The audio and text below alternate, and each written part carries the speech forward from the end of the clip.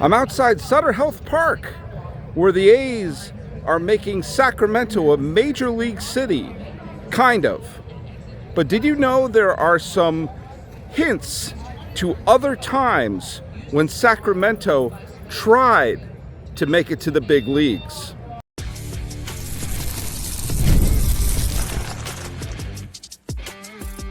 You are Locked On MLB, your daily MLB podcast. Part of the Locked On Podcast Network, your team every day.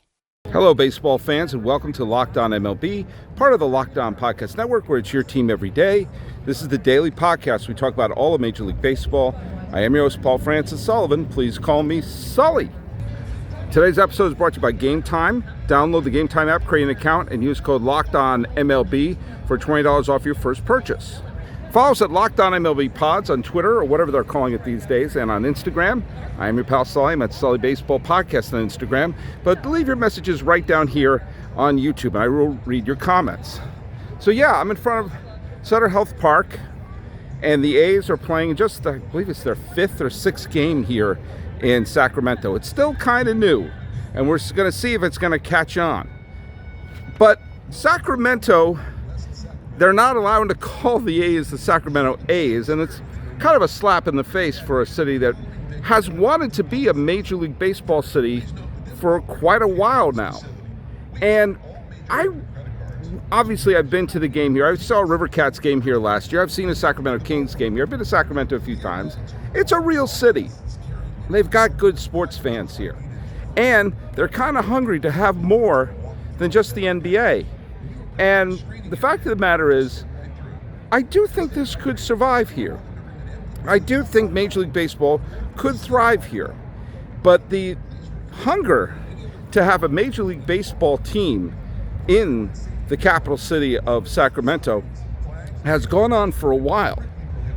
They were part of a league that had ambitions to take on the major leagues. And guess what? They did once try to build a major league stadium here.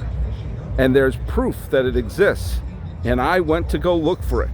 So in today's episode of Locked On MLB, we are all tied in to Sacramento, a Major League Baseball city that's been trying to have that title for decades. Follow me. There was a scenario where Sacramento could have become a Major League Baseball city a lot earlier than right now. The Pacific Coast League was a minor league, but it was kind of a minor league in name only. The talent that played in the Pacific Coast League for years was tremendous, and their best players went on to become some of the greatest players in baseball history. Joe DiMaggio, Ted Williams, Bobby Doerr. They're just some of the Hall of Famers who played in the Pacific Coast League. And in the 40s, as a lot of the population started going west, it made sense that a league like the Pacific Coast League that was representing large cities should maybe make a bid to become a third major league. Remember, at the time, the American League never played the National League, and vice versa, except in the World Series and in the All-Star game. Well, the Pacific Coast League wanted to consider themselves a major league in the late 40s, especially because the cities were becoming large enough to compete in terms of population and money with the big cities back east. I'm right now in the corner of Riverside and Broadway. I'm in the parking lot of a Target. Why am I here? Because this was the spot of Edmunds Field. Edmunds Field was the home of the Sacramento Solons. And the Sacramento Solons were a chartered team of the Pacific Coast League. They were originally called the Sacramento Senators, but when Branch Rickey took them over, he was a little more pretentious, and he renamed them the Solons. It had something to do with that's what a senator was called in the Roman Republic. I digress. The league had teams in Seattle, the Seattle Rainers; in Portland, the Portland Beavers; in San Francisco, the San Francisco Seals; in Oakland, the Oakland Oaks; here in Sacramento, they were the Sacramento Solons; in Los Angeles, you had the LA Stars; and for a while you had the LA Angels, and for a while you had the Hollywood Stars; the San Diego Padres.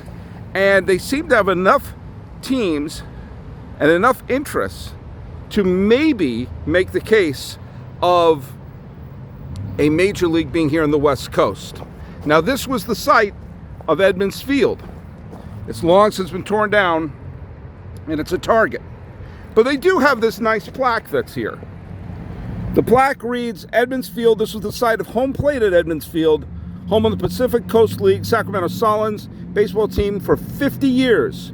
More than 4,200 games were played here over those years, and the Sullins fans set several PCL attendance records. The Sullins won the pennant in 1942, and their fans were some of the best in all of baseball.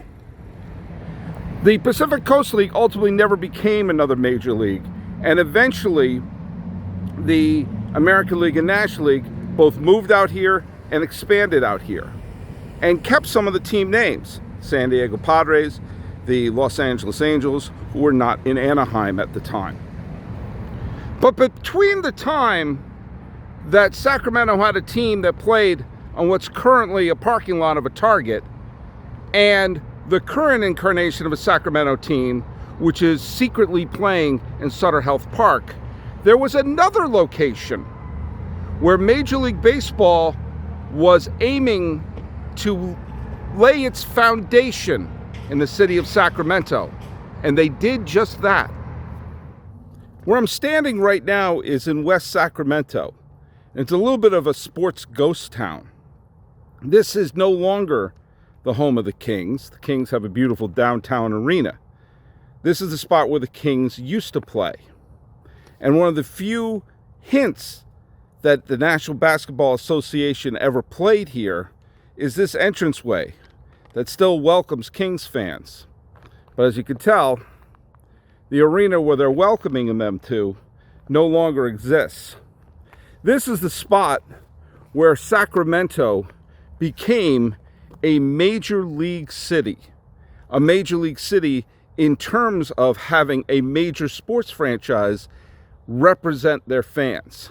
And an interesting thing, when the Kings played here in this spot, and they continue to play in downtown, they were allowed to call themselves the Sacramento Kings.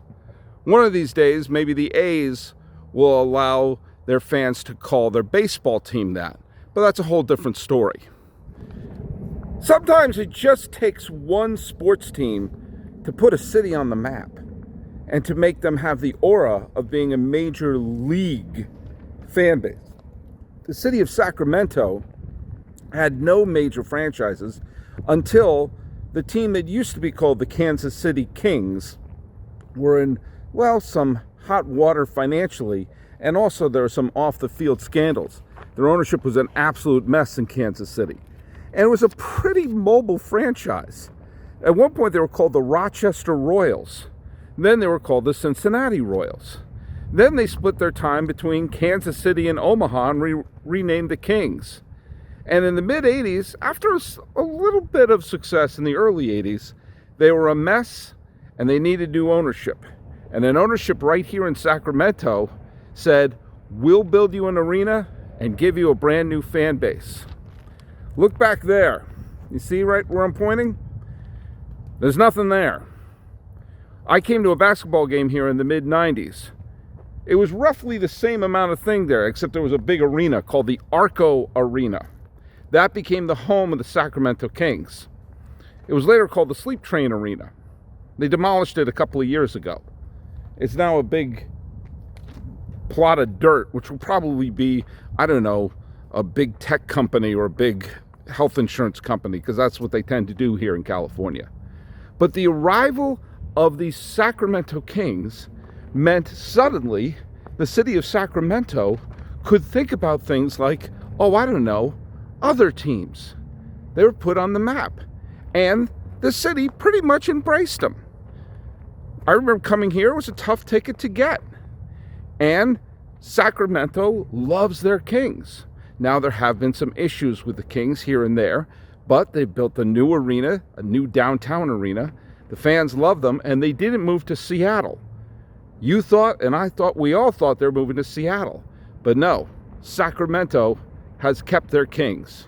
And in this middle of this big plot of nothing, there was a major arena just sitting right here, kind of like Brigadoon in the middle of nothing.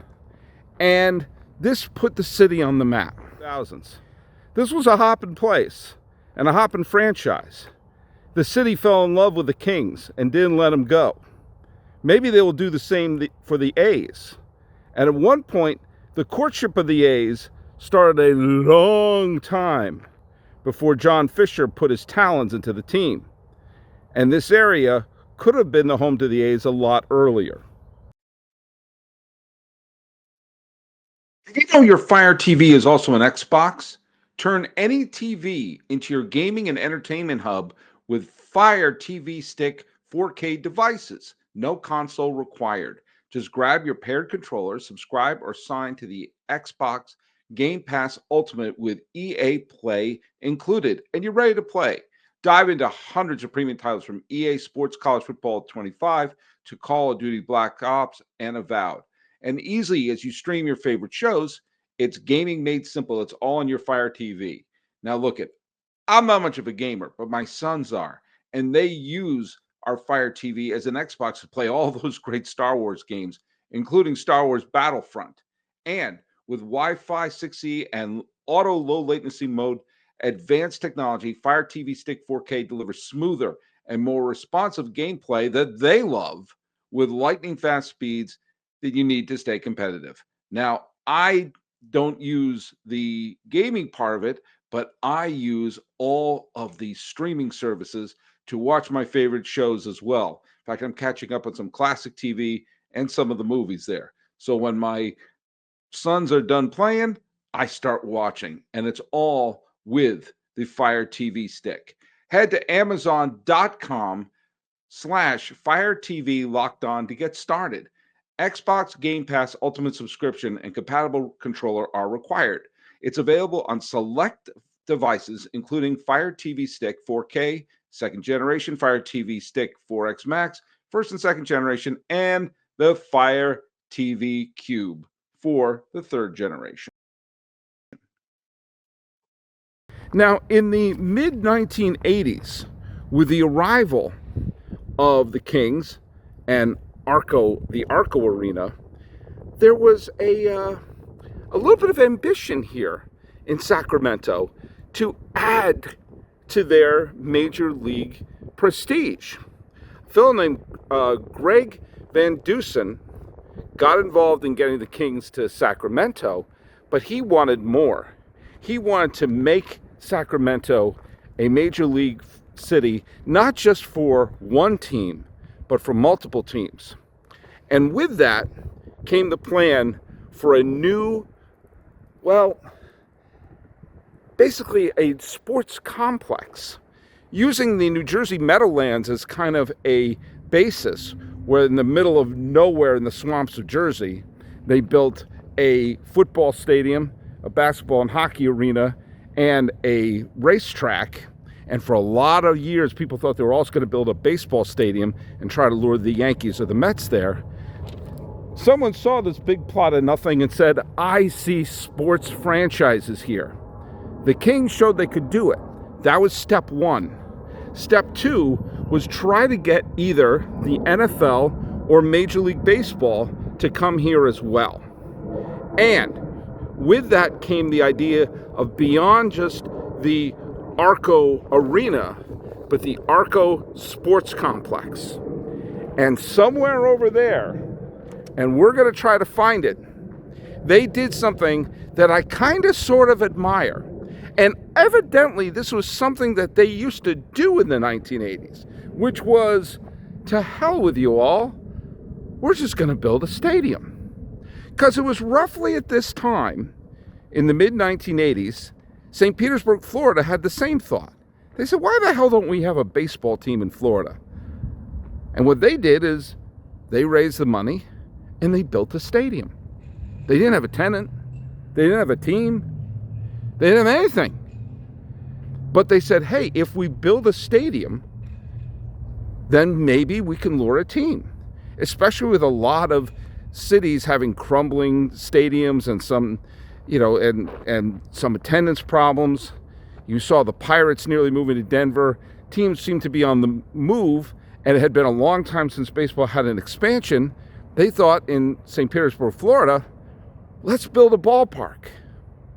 And this was before the movie Field of Dreams came out, so the whole "if you build it, we will come" cliche wasn't really in the zeitgeist. Well, Sacramento had a similar thought process. Why don't we, right there, next to the basketball arena, we'll also build a baseball stadium and try to lure someone here. Remember, at the time, the Giants were hopping up and down trying to get out of Candlestick Park. The Pirates were talking about moving anywhere outside of Creation. Cleveland was having issues. Seattle was having issues. There were a lot of teams that may have been on the move. And Sacramento thought, hey, why don't we do the same? And they did renderings, they had meetings, they thought about all sorts of things. But you know what they also did? They started building it. They started building a Major League Baseball stadium. Now, if they had succeeded in building it, well, who knows what would have happened? Probably would have had a Major League team land here, just like how the NBA landed here. But then, things went wrong. When the Kings became a success here in Sacramento, the owner of the Sacramento Kings at the time was named Greg Lookinbill. And Lookinbill wanted to be the sports guy of Sacramento. And he started negotiating very hard with Al Davis to bring the Raiders here. At the time, they were at the LA Coliseum, kind of in exile.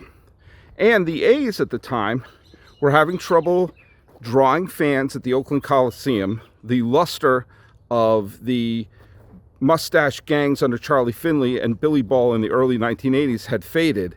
And the possibility of having a brand new state-of-the-art stadium in Sacramento may have lured a few people over there.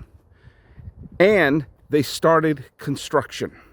And not only did they start construction of a Major League Baseball stadium, and that hopefully would then lead to a football stadium, and probably it would have been a multi-purpose park, because at the time that was the thing to do. And let's face it, would be the smart thing to do for some cities now who are trying to lure multiple teams.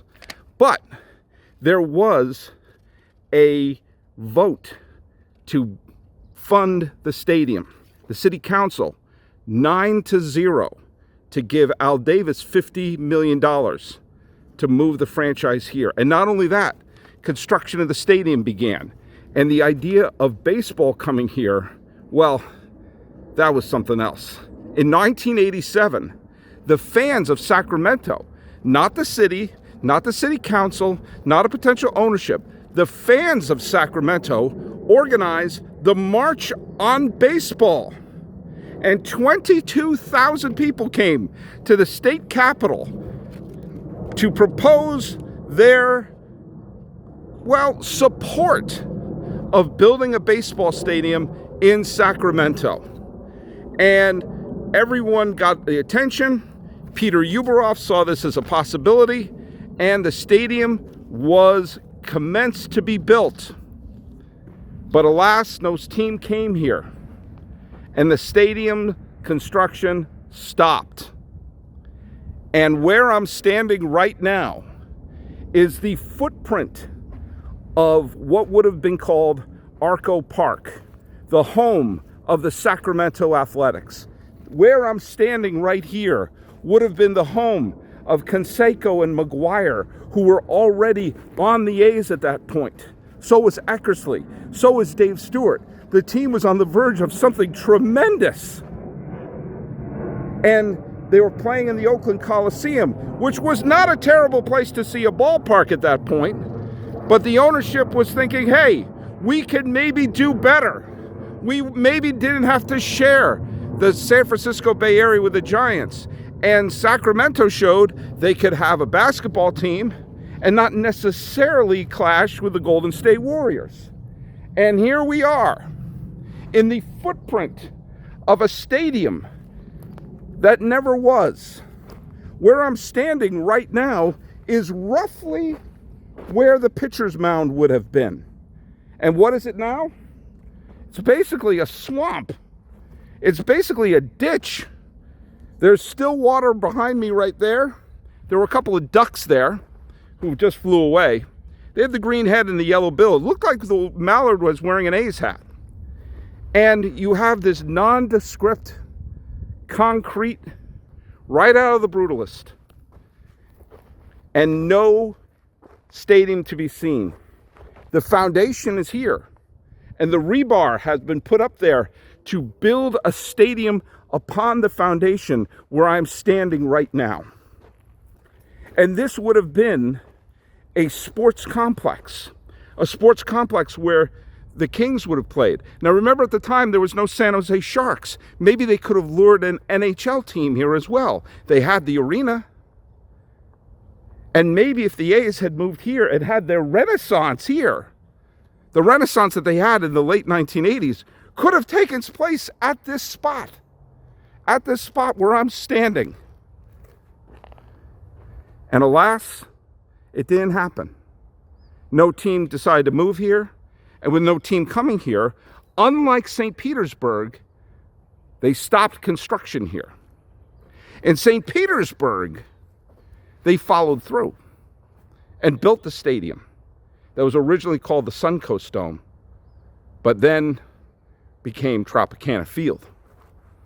Freaking trees are growing here. There's swamps. There's standing water here. And instead of a major league stadium being rising from this swamp here. Now, who knows?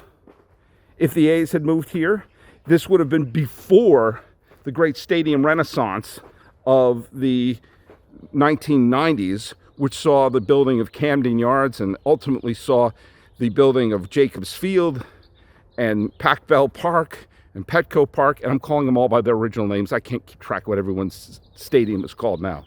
And Great America Park and Miller Park and all those great stadiums that harken back to some sort of nostalgia. This probably would have looked more like Kauffman Stadium.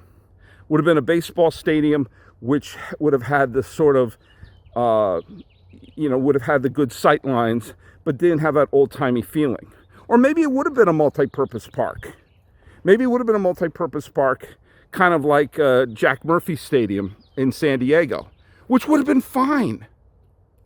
Because remember, they were also trying to lure a football team. But maybe they would have had the situation like they had in the Truman Sports Complex in Kansas City, where you had a baseball stadium and a football stadium there. Ironically, that was done that way because Charlie Finley owned the Kansas City A's and he didn't want to share a stadium with a football team. I digress. There's another area of this stadium that also exists, and it's right there. I'm not going to lie to you, it's a little creepy.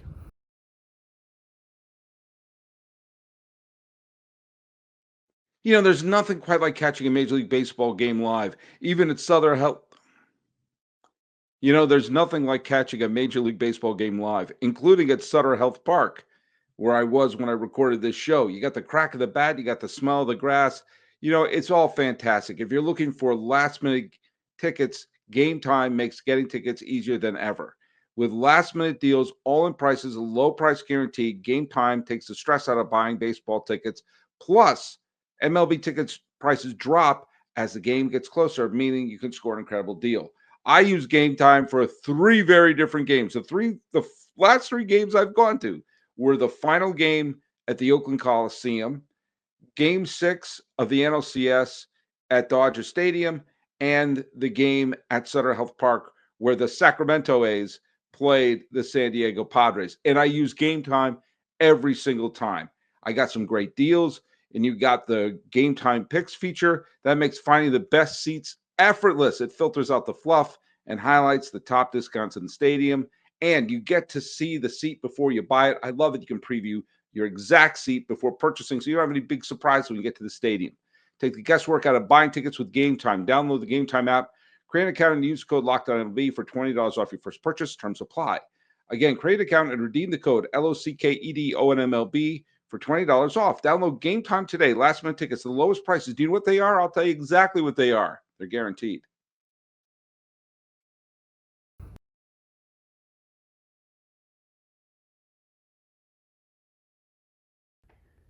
The only other part of Arco Park, the unrealized stadium to be built in Sacramento that was built, is this foundation and infrastructure that still exists.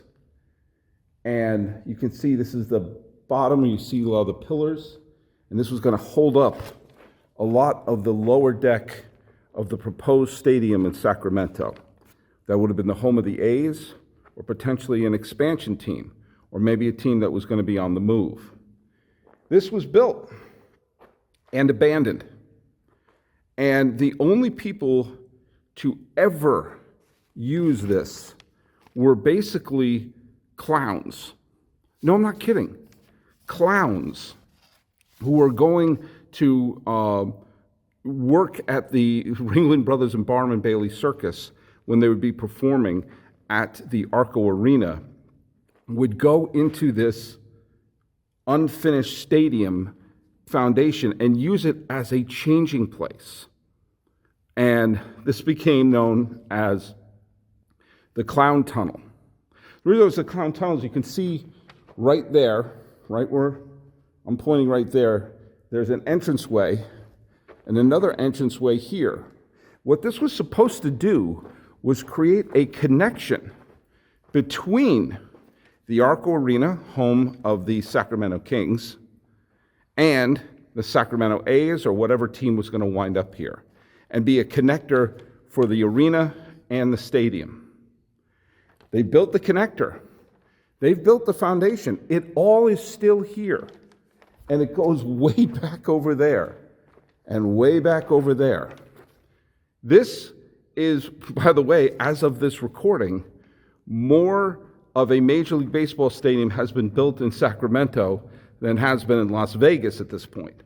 But I digress.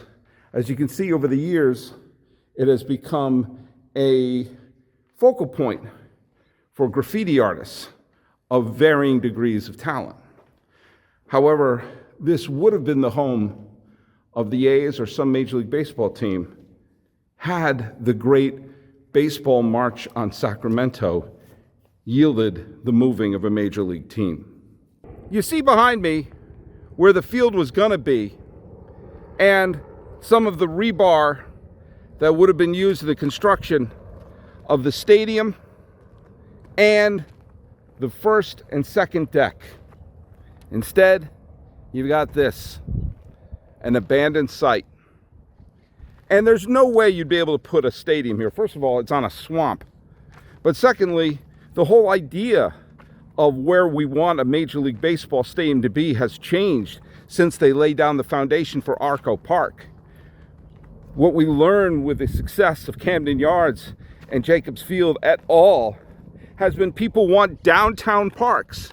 They want to have the sense of being in the middle of the city, not in the middle of a big open field. We didn't know that in the 80s. And maybe things would have been different. Maybe this would have been a great success. We won't know. And standing here in West Sacramento, not far away from where the Sacramento A's are going to be playing a game right now, you'll see a place where baseball could have been. And a city like Sacramento could very well have become a successful Major League city. You know, the Kings have been a success in the NBA, but take a look at what's happening with the San Diego Padres. Not the biggest city in California by any stretch of the imagination. And a city that has the Pacific Ocean on one side, Los Angeles to the north, the desert to the east, and Mexico to the south. Not a huge ability to build a giant fan base. And they are selling out the joint. And partly because that team gives them a sense of a Major League identity. Maybe that's what have taken place right here behind me. But we'll never know. So, go Sacramento A's. They exist now. They could have existed here. And turn this into a real Major League city with more than one team. So follow us at Locked On MLB Pods on Twitter or whatever they're calling it these days. and on Instagram. I'm your pal Sully. I'm at Sully Baseball Podcast on Instagram, or you could just leave messages right here on YouTube. Talking about Sacramento and also exploring, because I never found this place until I started recording this episode. I was wondering if I could find it. It was really easy to find. Who knows? Maybe it would have been easy to find for a lot of fans. This has been Locked On MLB. I am your host, Paul Francis Sullivan. Please call me Sully.